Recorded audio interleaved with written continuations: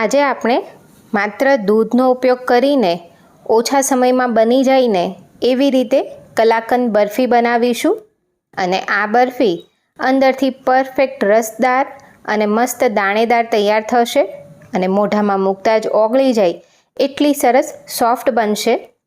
તો આ રીતે જો તમે કલાકંદ બનાવશો ને તો બહાર કરતાં પણ વધારે સરસ બનશે.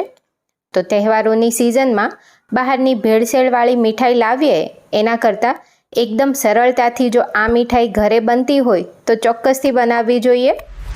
તો જો તમને વિડીયો ગમે તો વિડીયોને લાઈક કરી ચેનલને સબસ્ક્રાઈબ કરી દેજો. તો અહીં કલાકંદ બનાવવા મેં ટોટલ 2 લીટર દૂધ લીધું છે અને દૂધ ફૂલ ફેટવાળું લેવાનું એટલે કલાકંદનું રિઝલ્ટ વધારે સારું આવે અને તે વધારે ક્વોન્ટિટીમાં બની શકે. તો અહીં પહેલાં 1.5 લીટર દૂધને એક તપેલીમાં ગાળી લઈશું અને જે બાકીનું 1/2 લીટર દૂધ છે તેને કડાઈમાં લેવાનું છે. તો કડાઈમાં પહેલાં થોડું પાણી નાખી આ રીતે 1/2 લીટર દૂધ લઈ લેશું. હવે બંને દૂધને ગેસ પર મૂકીશું.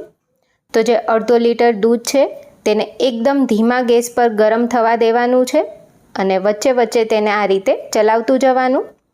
અને બાકીનું જે 1.5 લીટર દૂધ છે તેમાં એક ઉભરો આવે ત્યાં સુધી તેને ગરમ કરીશું. હવે એક વાસણમાં લીંબુનો રસ કાઢી લઈશું. તો તેને આ રીતે ગાળીને લેવાનો છે અને અહીં મેં 2 મીડિયમ સાઇઝના લીંબુનો રસ કાઢ્યો છે અને જેટલો લીંબુનો રસ હોય ને એટલું જ એમાં પાણી એડ કરીશું અને આ રીતનું લીંબુનું પાણી તૈયાર કરીશું. અહીં જે 1.5 લીટરવાળું દૂધ હતું તેમાં એક ઉભરો આવી ગયો છે. હવે ગેસની ફ્લેમ એકદમ ધીમી કરી દઈશું અને તેમાં લીંબુવાળું પાણી એડ કરીશું.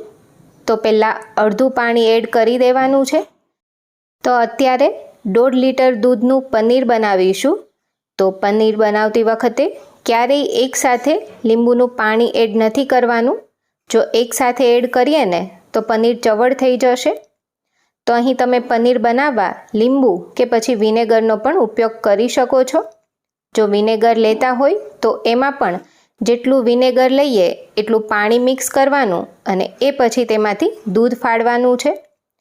તો થોડું થોડું કરતા જઈ મેં બધું જ અહીં લીંબુનું પાણી એડ કરી દીધું છે અને ધીમા હાથે આ રીતે દૂધને ચલાવીશું એટલે પનીર એકદમ સરસ છૂટું પડી જશે.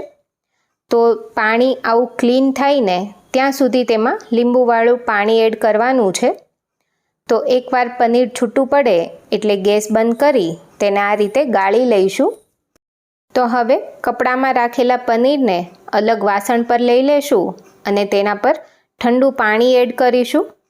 તો ઠંડુ પાણી લેવાથી પનીરની કુકિંગ પ્રોસેસ બંધ થઈ જશે અને પનીરમાં જે લીંબુની ફ્લેવર હોય એ બધી જ દૂર થઈ જશે. તો અહીં પનીરનો ઉપયોગ કરીને મીઠાઈ બનાવીએ છીએ એટલે ખાસ પનીરને આ રીતે 2 થી 3 પાણીથી ધોઈ લેવાનું. એ પછી કપડાને આ રીતે ભેગું કરીને આ રીતે કરતા જઈ તેમાંથી બધું જ પાણી નિતારી લઈશું. તો શક્ય હોય એટલું પનીરનું પાણી નિતારી દેવાનું છે. એ પછી આ રીતે એકદમ સરસ પનીર તૈયાર થઈ જશે.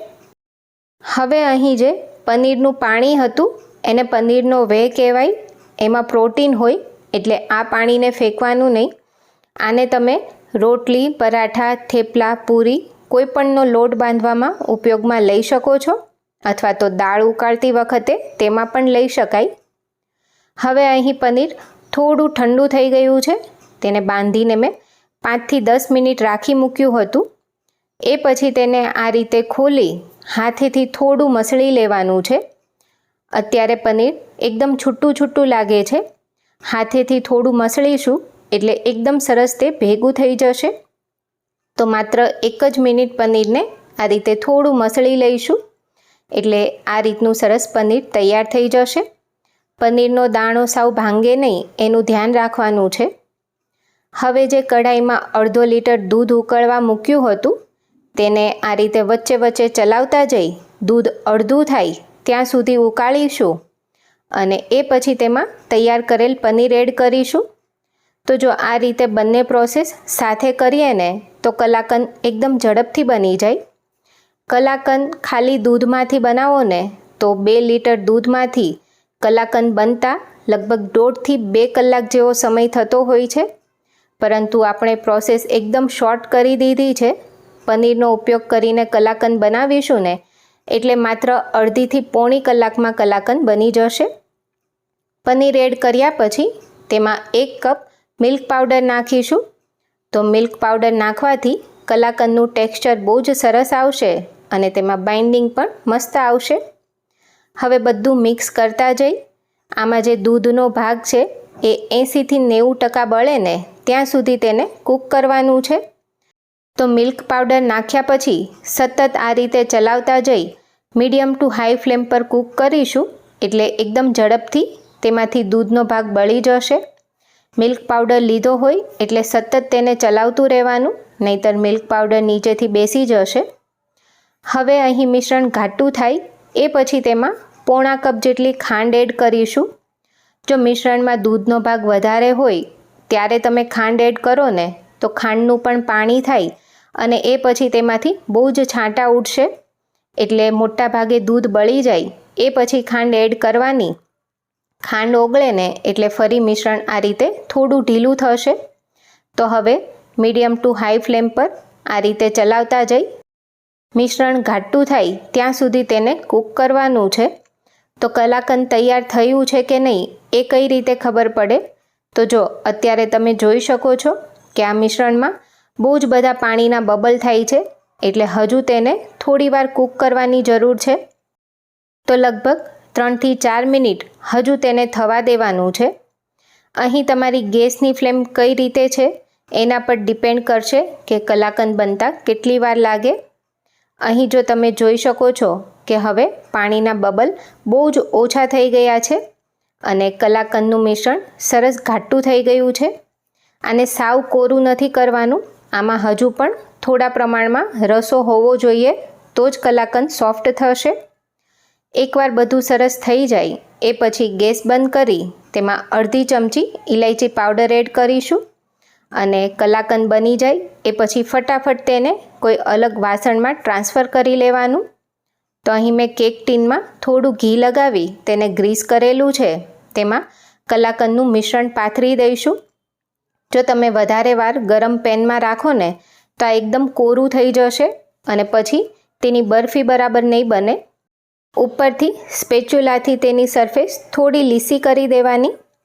હવે કલાકંદનો લુક સરસ આવે એ માટે 8 થી 10 કેસરના તાતણાને 2 ચમચી ગરમ દૂધમાં પલાળી રાખ્યું હતું, તેને આ રીતે ઉપરથી છટકોરી દઈશું.